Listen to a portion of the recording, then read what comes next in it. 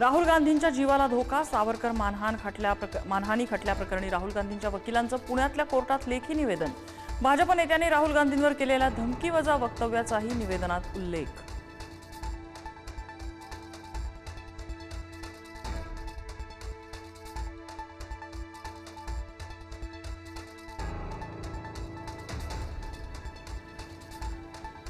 कबूतरखान्यावरील बंदी तूर्तास कायम, हायकोर्टाचा मोठा निर्णय। लोकांच्या आरोग्याचा विचार करा, कबुतरांच्या खाण्यापिण्याचा नाही, कोर्टाने पालिकेसह सरकारला फटकारलं।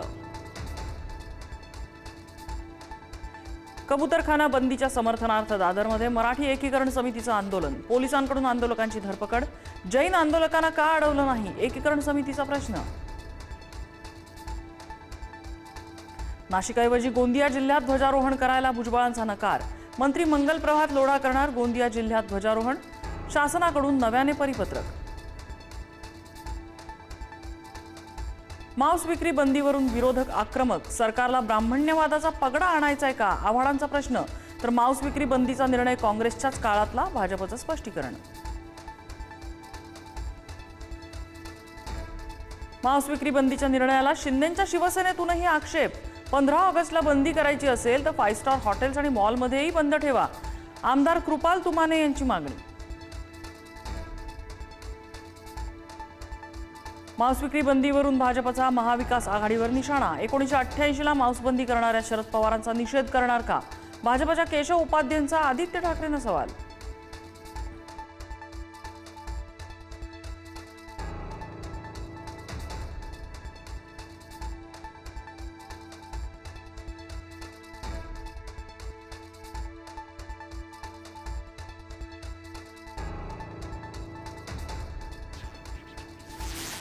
नवी मुंबई विमानतळाच्या फलकाला मनसैनिकांनी फासलं काळं, विमानतळाला दिबा पाटलांचं नाव देण्याची मनसेची मागणी।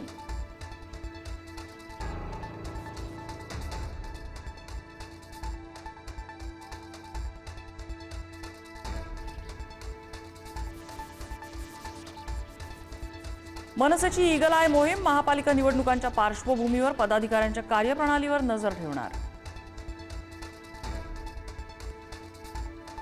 मंत्रीपद जाऊन 5 महिने झाले तरी मुंडेंना सरकारी बंगला सोडवेना, मुंबईत सदनिका असतानाही राहण्याची व्यवस्था नसल्याचं कारण मुंडेंकडून पुढे, प्रतिज्ञापत्रही सादर।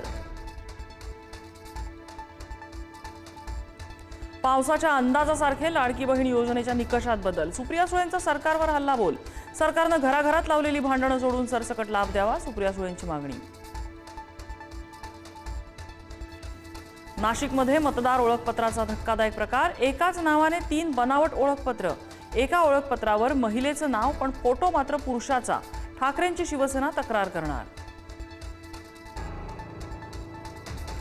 खालिद का शिवाजी चित्रपटाला होणारा विरोध वाढला, चित्रपटावर कायमस्वरूपी बंदी आणण्याची मागणी, शिवप्रेमी संघटना मुख्यमंत्री देवेंद्र फडणवीसांच्या भेटीला। कांद्याच्या प्रश्नावर नाशिकमध्ये बाळासाहेब थोरातांच्या नेतृत्वात काँग्रेसचं आंदोलन, नाफेड शेतकऱ्यांऐवजी व्यापाऱ्यांकडून खरेदी करत असल्याचा आरोप, 3000चा दर देण्याची मागणी। संभाजीनगरमधील संतोष लड्डा दरोडा प्रकरणाचा तपास नव्यानं सुरू होणार, रोहिणी खोतकरला हर्सुल कारागृहातून चौकशीसाठी घेतलं ताब्यात, रोहिणी खोतकरकडेच दरोड्यातले सोनं असल्याचे धागेदोरे पोलिसांच्या हाती। नागपुरात उभारण्यात येणार 350 खाटांचं मल्टी स्पेशालिटी रुग्णालय, महाराष्ट्र सरकार, मणिपाल हेल्थ एंटरप्राइजेस आणि टेमासेक यांच्यामध्ये सामंजस्य करार, 700 कोटींची गुंतवणूक प्रस्तावित। पूर्व परवानगीशिवाय गणेशोत्सवाची वर्गणी घेतल्यास 10,000चा दंड, नाशिकच्या धर्मादाय सहआयुक्तांची गणेश मंडळांकडे स्पष्टोक्ती, महिन्याभराचा हिशोब देण्याची ही सूचना। धाराशिवमध्ये जमिनीच्या वादातून पती पत्नीचा दिवसाढवळ्या भर रस्त्यात हत्या, करजखेडा गावात शेतकऱ्याने दाम्पत्यावर कोयत्यानं वार करून संपवलं।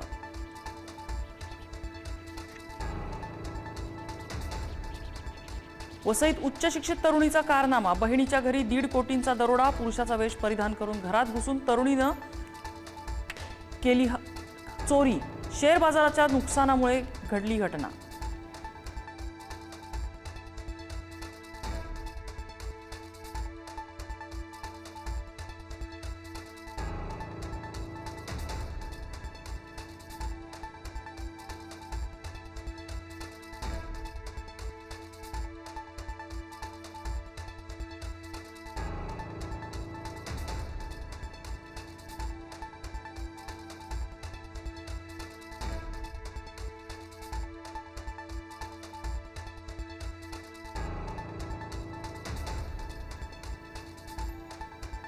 बीडच्या रेशीम कोष खरेदी केंद्रात 11 दिवसात 100 टनांची उलाढाल. रेशीम कोष खरेदीत बीडचं केंद्र देशात दुसऱ्या क्रमांकावर.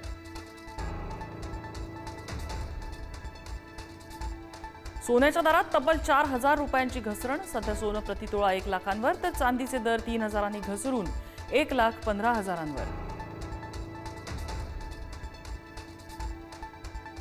पंतप्रधान मोदी पुढच्या महिन्यात अमेरिकेच्या दौऱ्यावर. युनायटेड नेशन्स जनरल असेंब्लीच्या कार्यक्रमात मोदी सहभागी व्हायची शक्यता. ट्रम्प यांच्या टॅरिफ बॉम्बनंतर ट्रम्प मोदी भेटीकडे लक्ष.